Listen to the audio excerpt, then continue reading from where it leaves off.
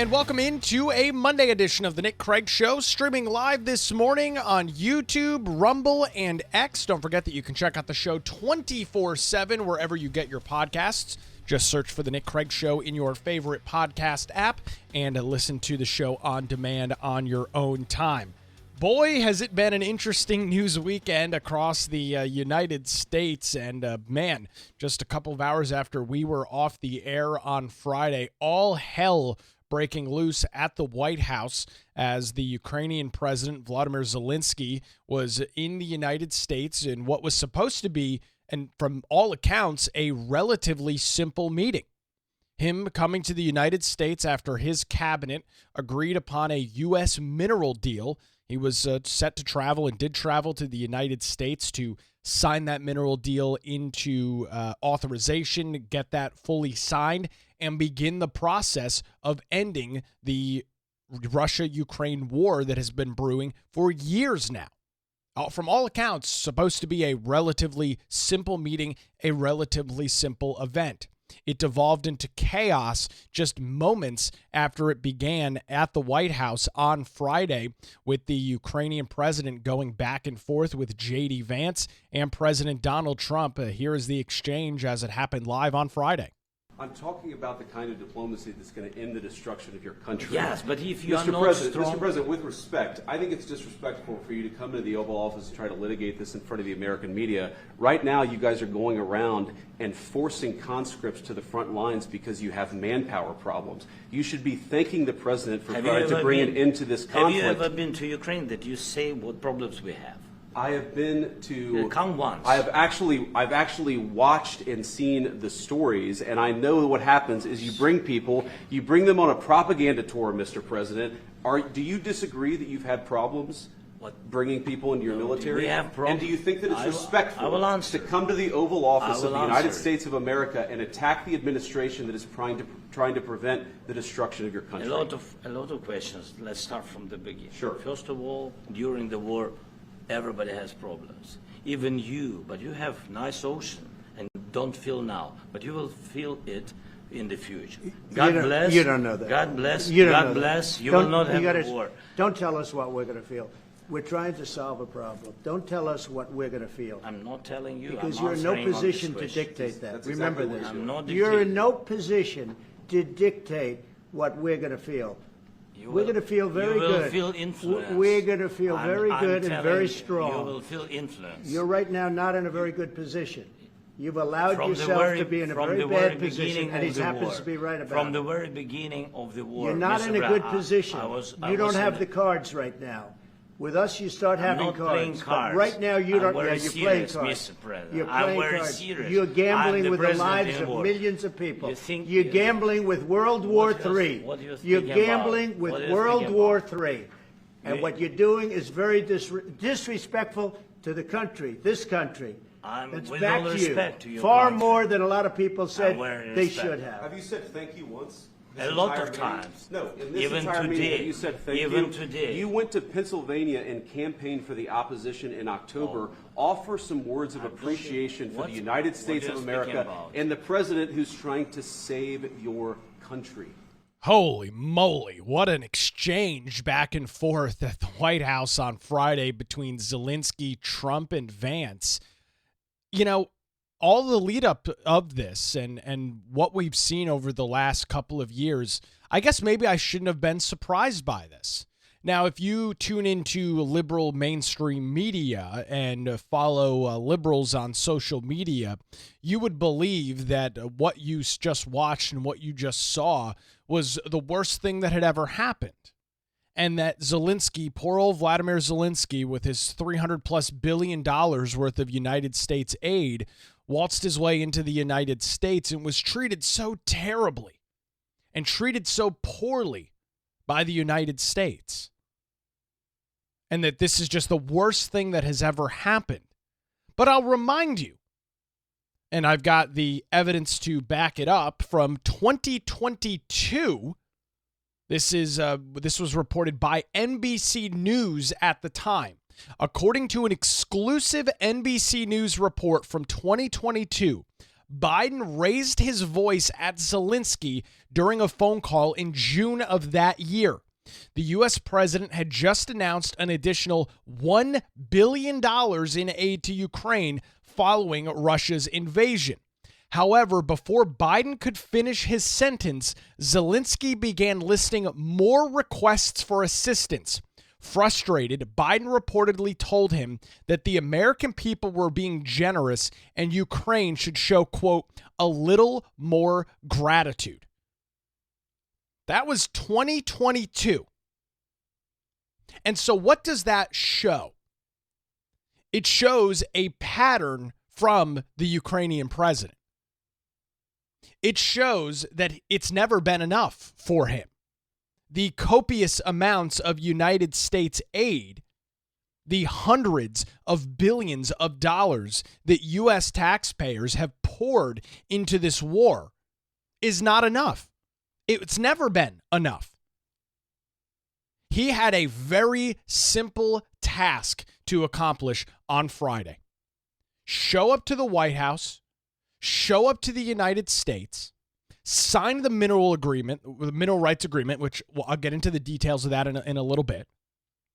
Sign the agreement and work towards the 3-step process into getting this war done and dealt with.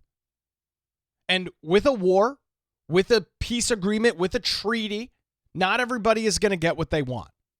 Individuals are going to have to come to the table. There are going to be concessions. That's how this works. He knew what he needed to do. The United States knew what it needed to do.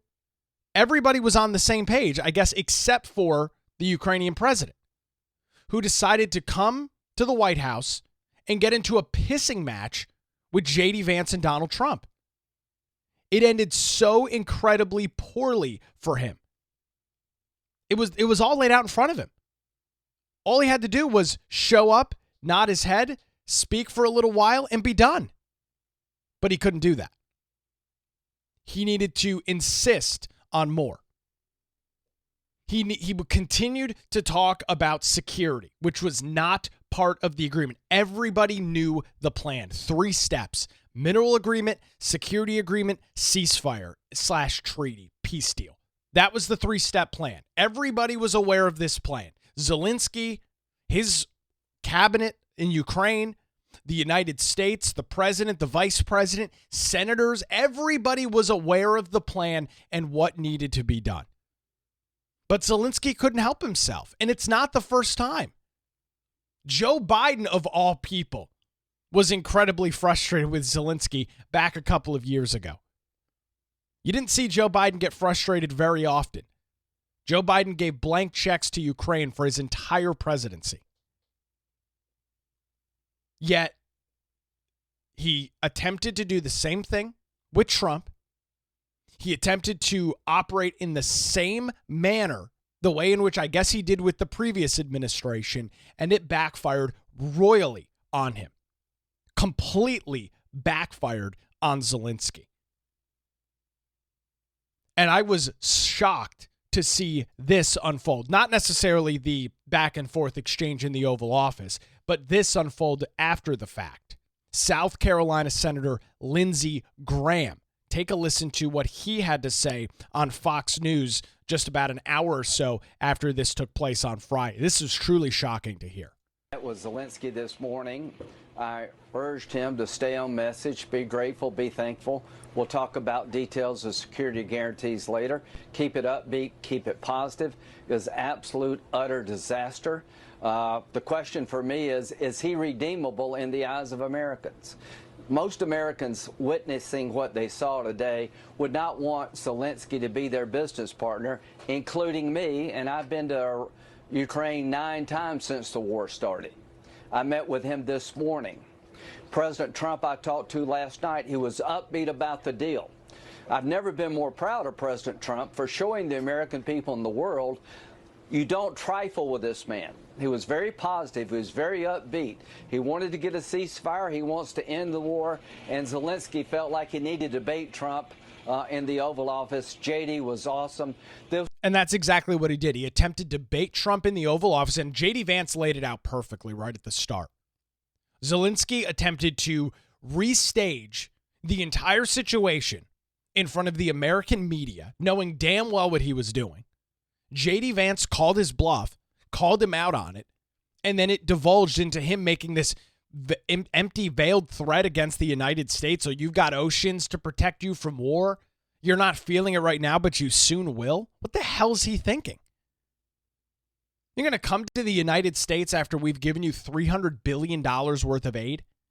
A lot of that being in munitions, the very tools that you've needed to fight this war. I'll put that in air quotes because it's been a stalemate for years. And he's going to threaten the United States with seemingly with some sort of war? I mean, you talk about fumbling the football at the goal line. It doesn't get any worse than what Zelensky attempted to do. He was humiliated. He was called out, and he was asked to leave. There was supposed to be a lunch. There was supposed to be a public press conference at 4 o'clock. All of that scrapped, all of that canceled. He was let out of the White House and made his way over to Fox News to do an interview with Bret Baier. Bret Baier asked him 3 different times, do you apologize for the way that you acted? Do you apologize for the rhetoric that you used? And Zelensky couldn't do it. Couldn't apologize for what he said. Could not admit any fault within the meeting. And that's how it ended up. With this back and forth exchange as Zelensky attempted to litigate this in front of the U.S. media, and he was excoriated for it. And I thought that, it was interesting as we listened to Lindsey Graham, and I've got another clip from him coming up here in just a second. But as I listened to Lindsey Graham and his comments about, I've been to Ukraine 9 times. Lindsey Graham has been the most adamant supporter of the war in Ukraine. As he even noted, I've been there 9 times. Lindsey Graham is very well known as a war hawk. He is known as somebody, and there are these ilk of individuals that love foreign wars.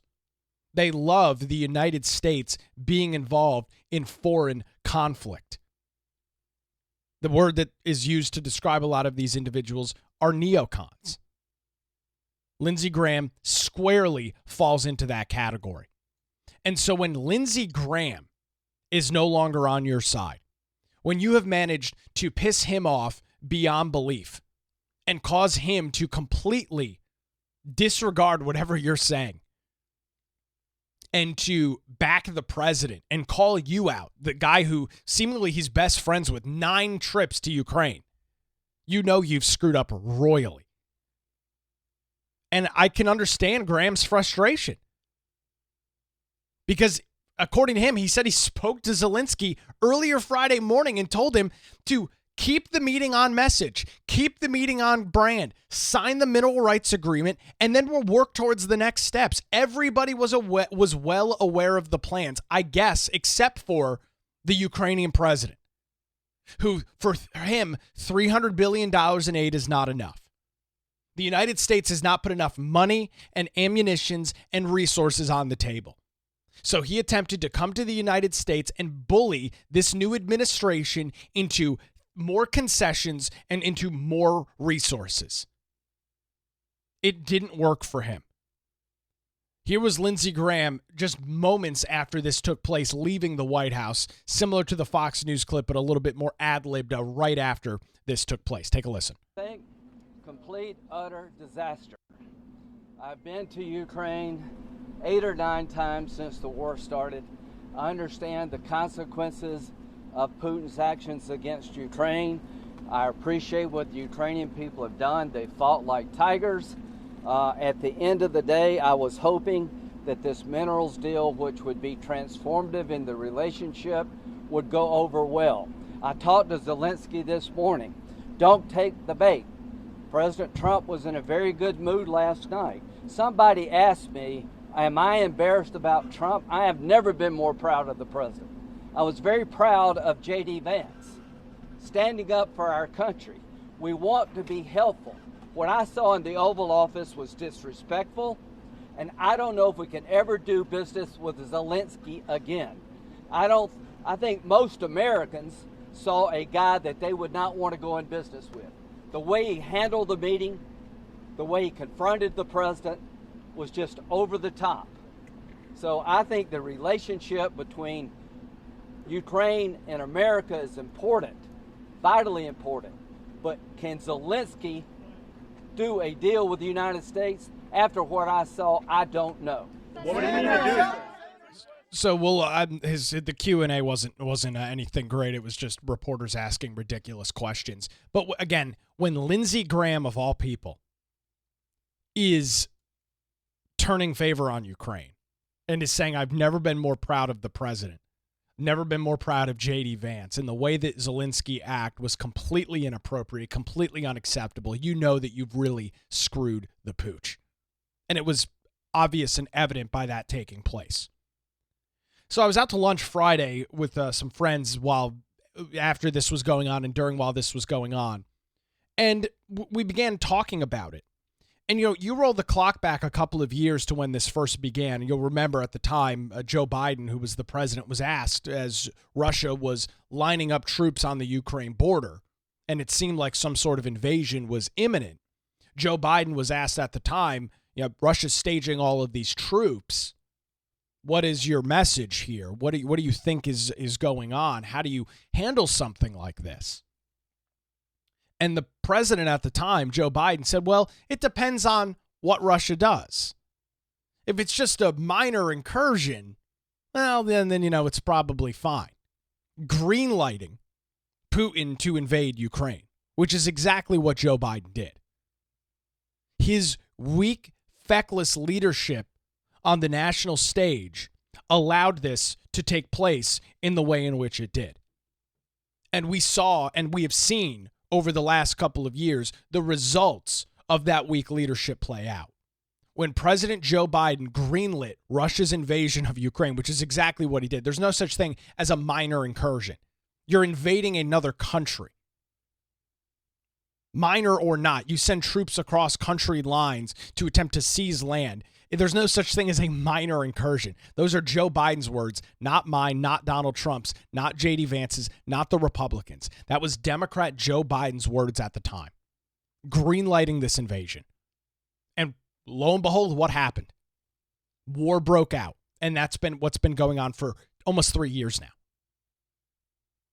And so as I was chatting at lunch about this, I think if you go back to when this first happened and this first began, or in the months following that, there was incredible broad support amongst the U.S. voters, amongst the U.S. population about support for Ukraine.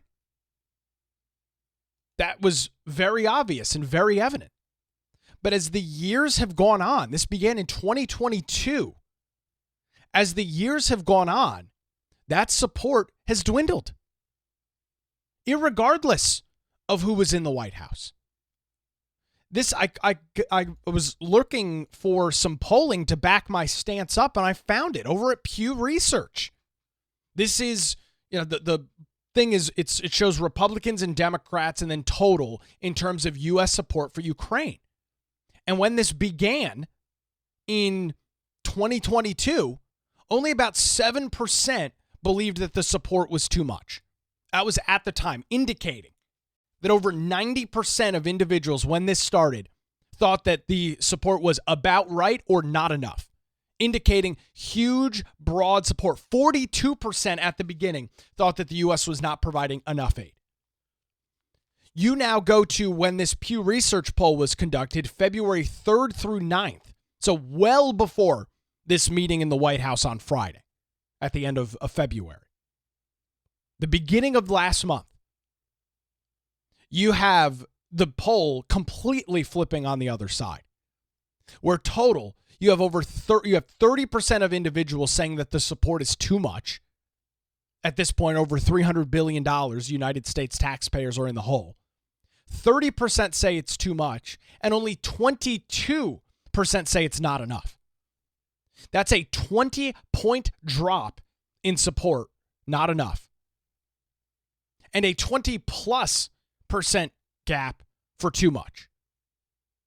Now, it breaks it down via party lines. As you can see, Democrats have not moved much on it except for about right. But even them, 5% of them thought it was too much at the start. 14% now. It's a 9% increase.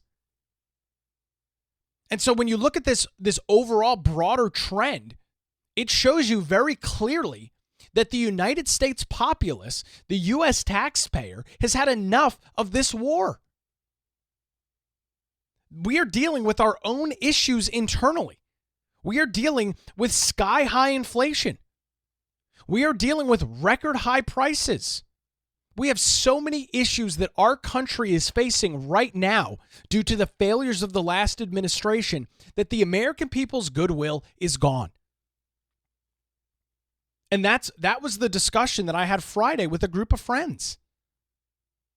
What started as very broad, bipartisan support over the last couple of years has shifted to people saying enough is enough. The U.S. is in for over $300 billion on this war, which it does not affect us in terms of geographically. We are nowhere geographically connected to Ukraine. Are there geopolitical aspects that we're involved in? Absolutely. Meanwhile, Europe, who is geographically associated and geographically connected to this, they're in for less than $100 billion combined, or around $100 billion combined. A third of what the United States has put in. And that's frustrating to the American people. That's frustrating to the American taxpayer. And I think you saw some of that in the exchange between Trump, Vance, and Zelensky on Friday. And you heard from Trump after the fact. He was making his way out to Marine One, the helicopter. And he was asked by reporters, and he made the claim that he doesn't think Zelensky wants to make a peace deal. And I think that's a very interesting bit of insight. As I've mentioned multiple times already, everybody knew what Friday was. Friday was not a security agreement. Friday was not a ceasefire. Friday was not a peace deal. Friday was signing a U.S. mineral rights agreement that would get the United States invested in Ukraine from a further financial standpoint in a 3-step plan to bring this war to an end. That's what it was. Yet for whatever reason, the Ukrainian president thought that he could bully this administration, bully Trump and Vance, and do it in front of the American media, very, very deceitful, very disingenuous. He thought he was going to argue the fact in front of the American people and try and win some extra concessions. It completely blew up in his freaking face. And this polling from Pew Research indicates that even if he was successful in doing that, trying to litigate this publicly, if Vance and Trump didn't jump on him the way that they did, it still wouldn't have had any impact. You've got 30% of the people of the country right now that say it's too much. So the polling has shifted on this.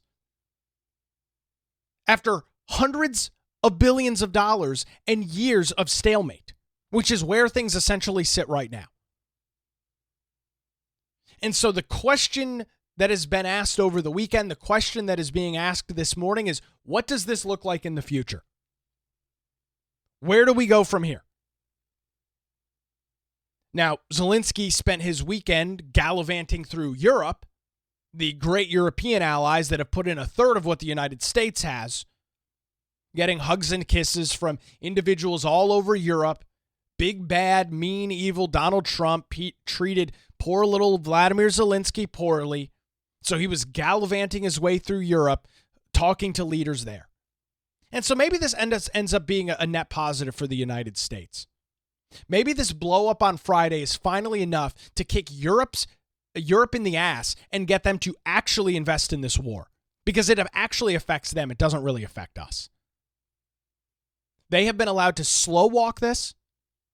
They have been allowed to put in minimal in terms of aid combined. And the United States has been the one footing the entire bill. Every single time Vladimir Zelensky has come to the United States since 2022, He has come to the United States. He has spoken to Congress. He has spoken to the presidents. It was Biden, now Trump. And he is always left with billions of dollars or a blank check every single time, with no pathway forward, with no goals, with no accomplishments, just funneling more money into a stalemated war. And that came to an end. He tried to play cute with Trump. He tried to play cute with Vance. He tried manipulating the American public through the media that was in the Oval Office when this was going on, and he got slapped down royally. He was kicked out of the White House, then ran over to Fox News, did a great interview with Bret Baier. The Zelensky didn't do great, but Bret Baier, I think, did a phenomenal job. Obviously, the interview was already pre-scheduled. It would have been the signing of the mineral deal and discussions of that. Obviously, the tone, the agenda of that interview shifted dramatically once all of this took place earlier in the afternoon. I thought Bret Baier did a really good job on that interview, gave Zelensky 3 opportunities to apologize to Trump, apologize to the American people for his actions, and he refused to do so. He wasn't going to do it. And so then he spent the weekend in Europe getting apparently more money, getting some more concessions, and now we're learning this morning that the United Kingdom, the UK Prime Minister, Starmer, has unveiled a 4-step plan for Ukraine. So maybe this worked out. So is it Europe now that's going to negotiate the peace deal? I'm fine with that. Why the U.S. doesn't need to be involved in it anyway? We have been involved. We're in the whole $300+ billion of your, my taxpayer dollars. So maybe Europe now is going to pick up their weight. Maybe Europe is actually going to get serious about this instead of just letting the United States foot the bill.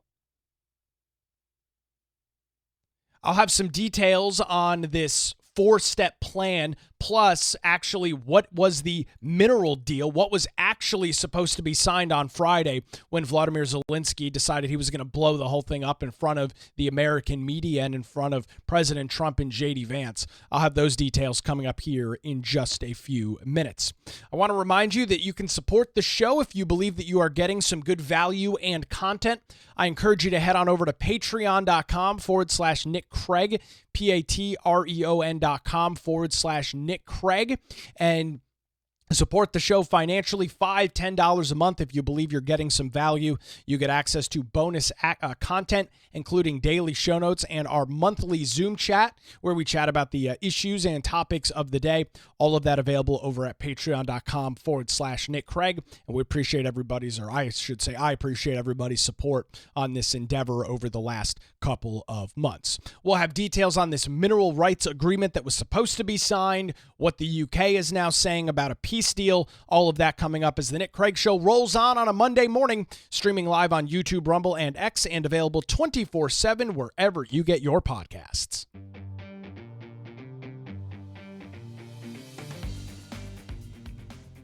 And welcome back to the Nick Craig Show, streaming live this Monday morning on YouTube, Rumble, and X, available 24/7 wherever you get your podcasts. We are recapping what was a unbelievable Friday afternoon at the Oval Office, a fiery, heated exchange between Vladimir Zelensky, the Ukrainian president, VP J.D. Vance, President Donald Trump, completely blew up after Vladimir Zelensky attempted to relitigate this issue in front of the American media, causing those talks to completely run off the rails, and Zelensky being booted out of the White House and sent packing where he's been over in Europe over the weekend, kissing and hugging and getting all this sympathy from European leaders about how this is going to go forward. So let's go to the issue at hand.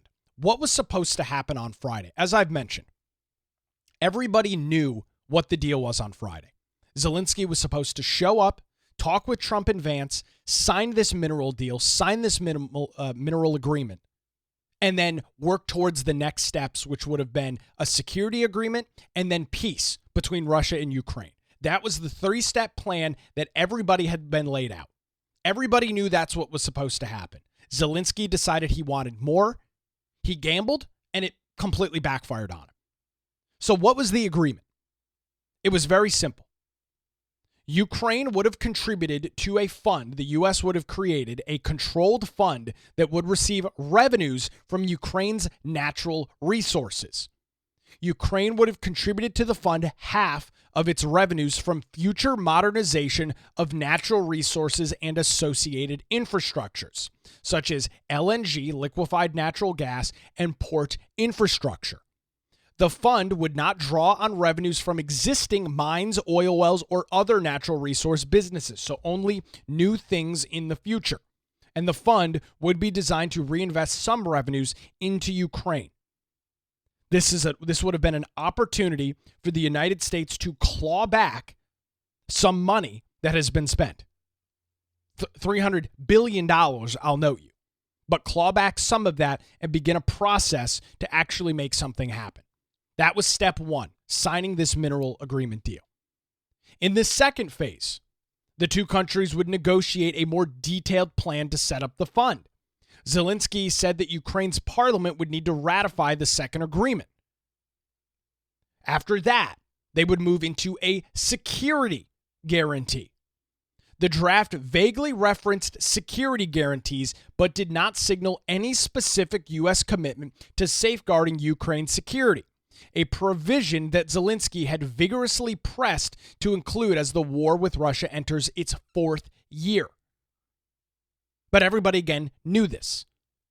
It was mineral agreement, mineral rights agreement, security guarantee, then ceasefire/peace. That was the three-step plan as it was laid out by the Treasury Secretary Scott Bessemer. That was relayed to Zelensky. It was relayed to the Ukrainian government, the cabinet that needed to sign this. Everybody was on the same page. And Zelensky tried gambling. He rolled the dice, and he missed. He completely missed. And it blew up exclusively in his face. And it's obvious by individuals like Lindsey Graham. We played the clip earlier. When Lindsey Graham is coming out and hammering Zelensky, the neocon war hawk that he is, when he's hammering Zelensky, you know that you've screwed up. And that's exactly what he did. So over the weekend, there was this sorrow tour taking place in Europe as Zelensky made his way back to Europe with the UK Prime Minister and the French President, all these individuals and all these meetings. And so apparently there's now a 4-step plan for Ukraine out of the United Kingdom. The Prime Minister there, Starmer, unveiled this plan. He said, quote, "Any deal must be backed by strength.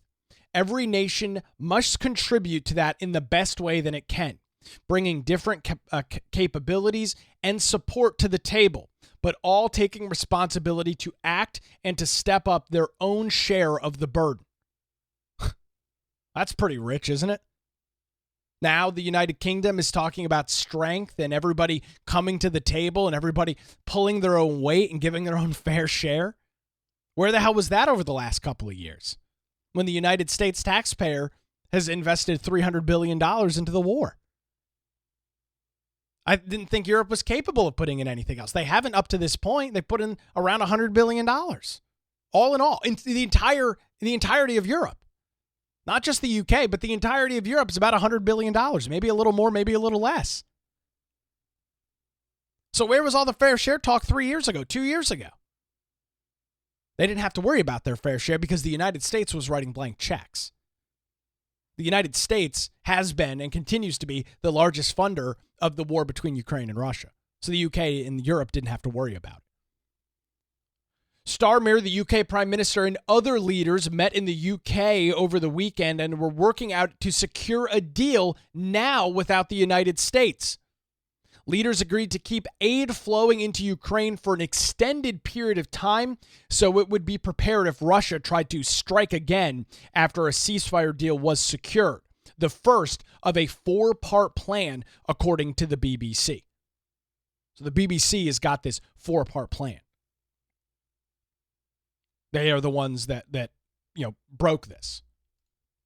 And the 4-step plan is this.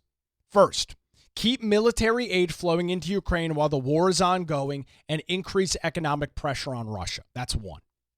Number two, any lasting peace must ensure Ukraine's sovereignty and security, and Ukraine must be at the table for any peace talks. Number three, in the event of a peace deal, European leaders will aim to deter any further invasion by Russia into Ukraine. And number four, there would be a coalition to defend Ukraine and guarantee peace in the country.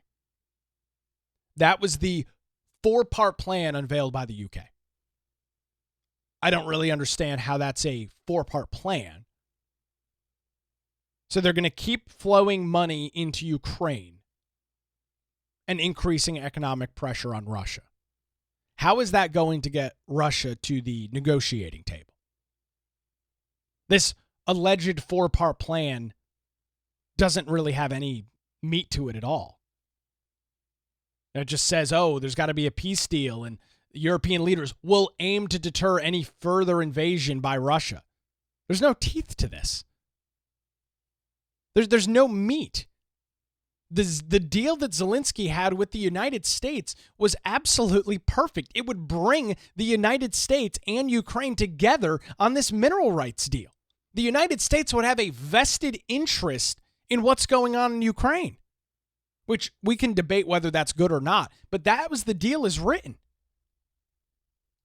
So this alleged deal that was discussed and talked about in the United Kingdom and parts of Europe over the weekend, it doesn't have any meat to it.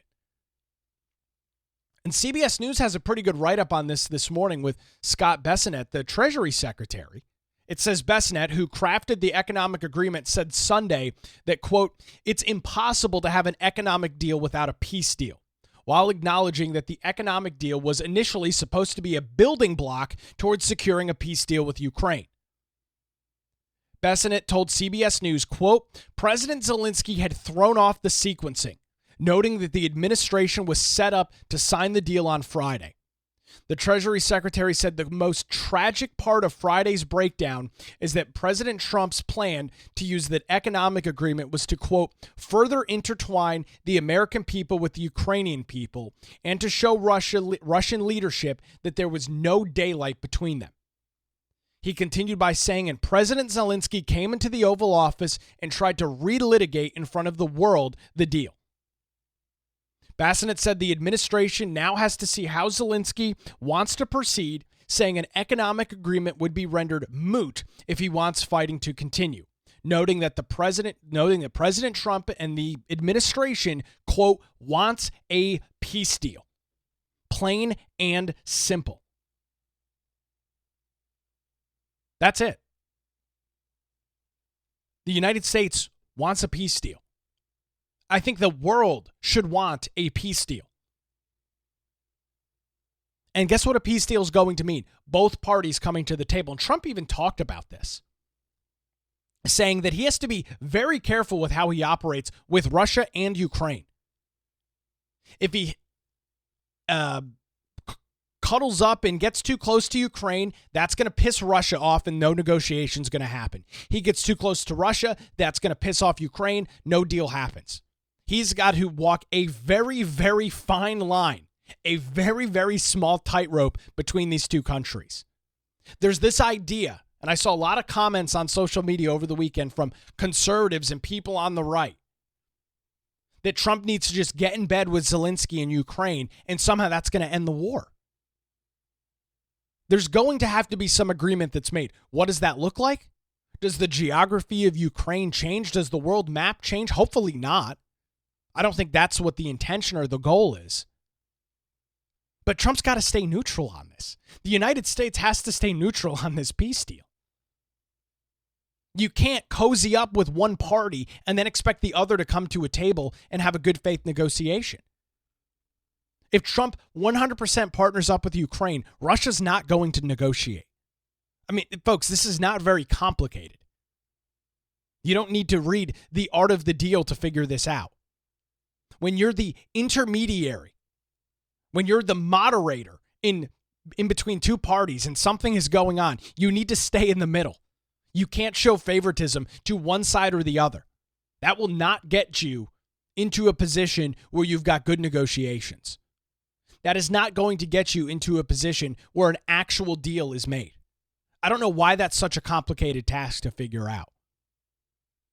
I don't know why this is so controversial. And of course, all the comments over the weekend. This is the greatest gift to Vladimir Putin that's ever happened. Trump's partnering up with Russia. The same sorry old Russia collusion, Trump loves Russia thing that you've heard for literally a decade, going back to the 2016 presidential campaign.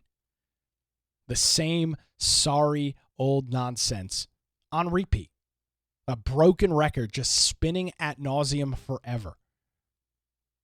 I don't know how what you saw on Friday translates into a win for Russia.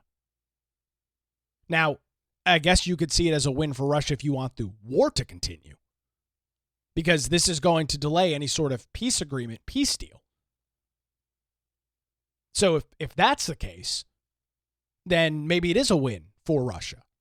But if you're somebody that wants to see peace, if you're somebody that wants this years-long war to end, then there's no winners. The only loser in this is the people of Ukraine, who want this thing to be over with, who want to get back to living their life. And for whatever reason, their freaking president is gallivanting through the United States and acting like a complete and total jackass in the U.S. And that's all that there really is to say about it. Zelensky tried bullying and attempted to overpower Trump and Vance. He was used to doing that with previous administrations. NBC News reported that from a phone call back in 2022. Even Joe Biden had to tell Zelensky to shut up and to be grateful and be thankful to the American people. Setting this track record of Zelensky, it's never enough for him.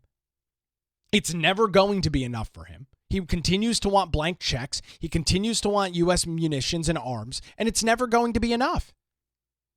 There's a track record of this now. We have multiple examples of this taking place over the last couple of years with multiple administrations.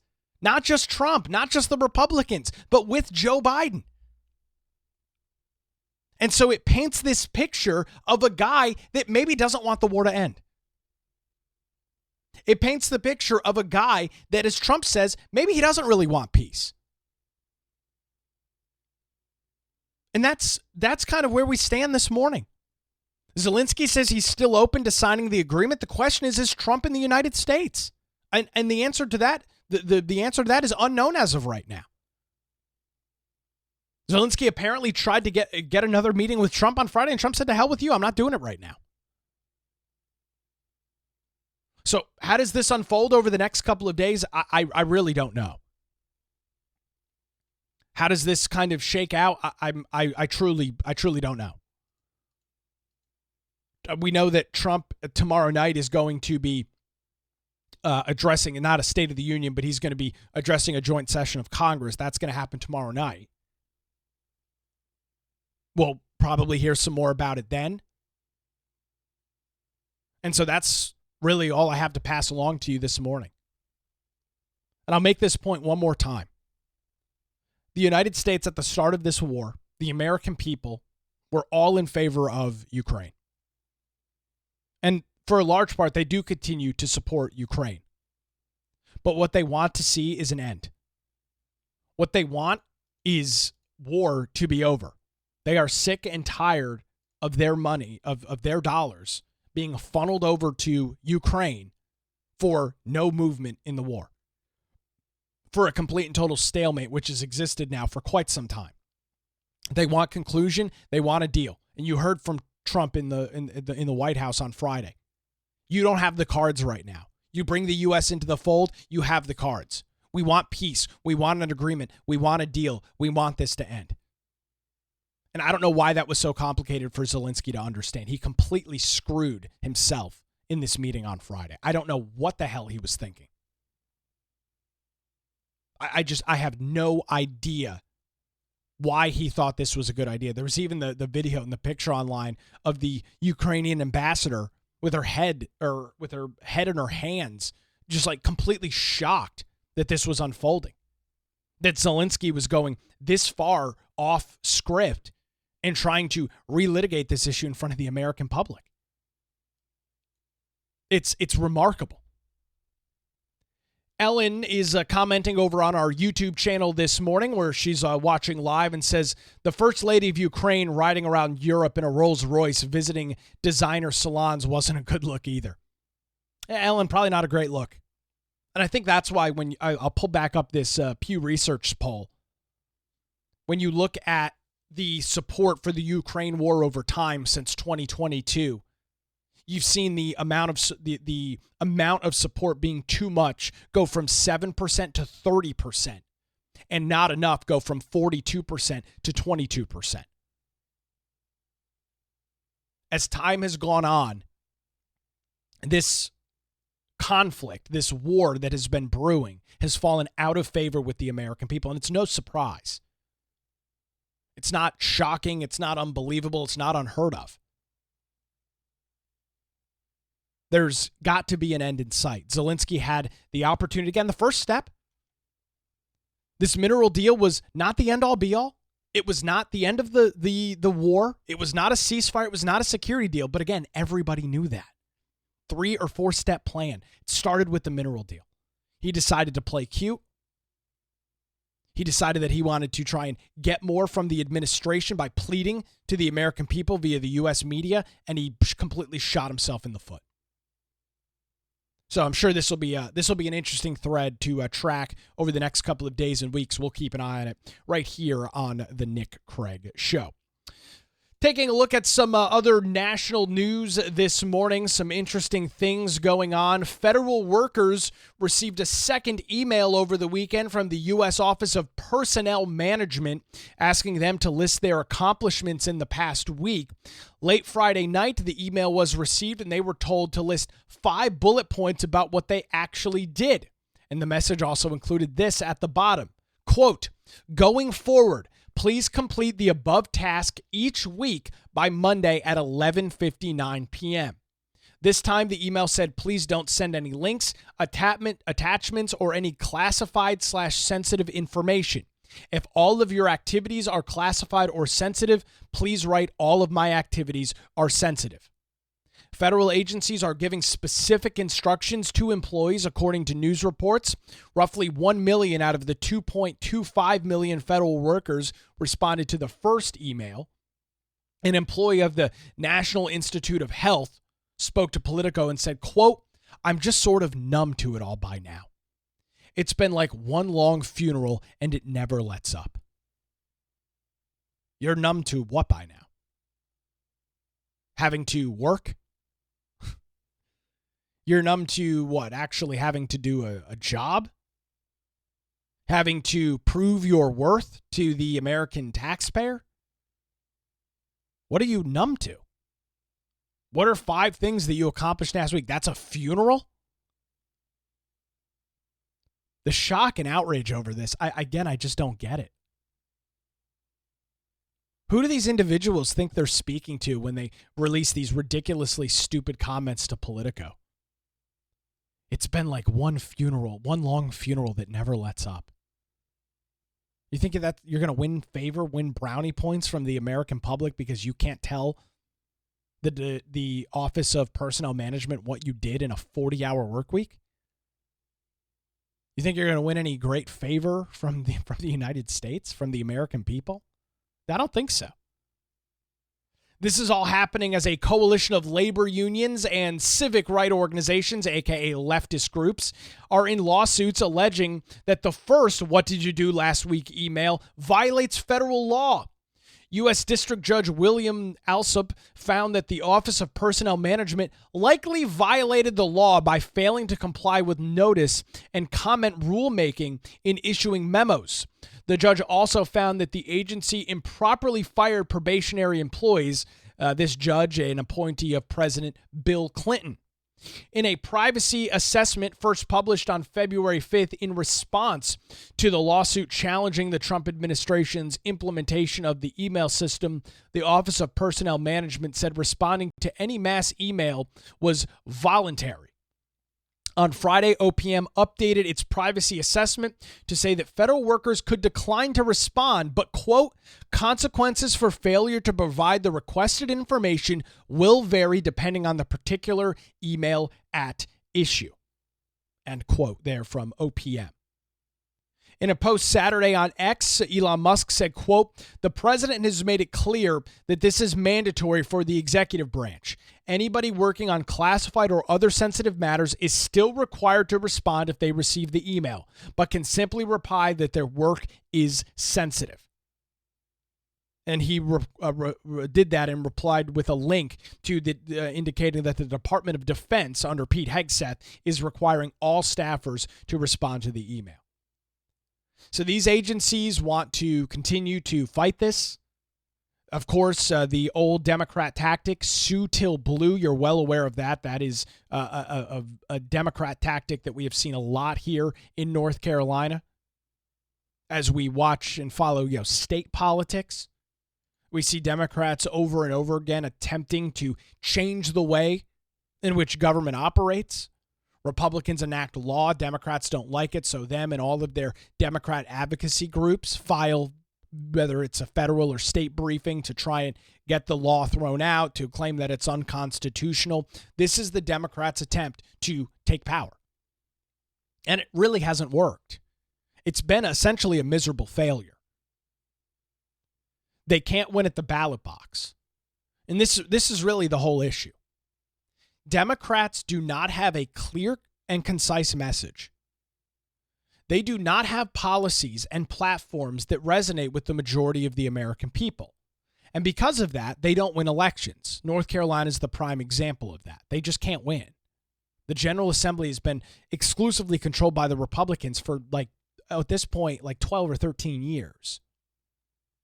They've been unable to convince North Carolina voters that they, the Democrat Party, is the best to handle this state going forward. And we saw at the federal level this play out in November of last year. The Democrats' policies, the Democrats' message, the Democrats' platform was woefully rejected by the American populace, by the American voting public who showed up and actually casted a ballot. They overwhelmingly supported President Trump from both an electoral college standpoint and a popular vote standpoint.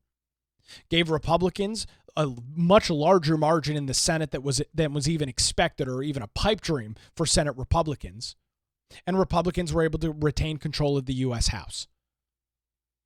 And so because the Democrats' message doesn't work, because they're incapable of convincing the American people that their ideas are better, instead of revamping themselves, instead of going back, sitting around a table and figuring out, okay, these issues are not working with the American people. What do we need to do to win their vote?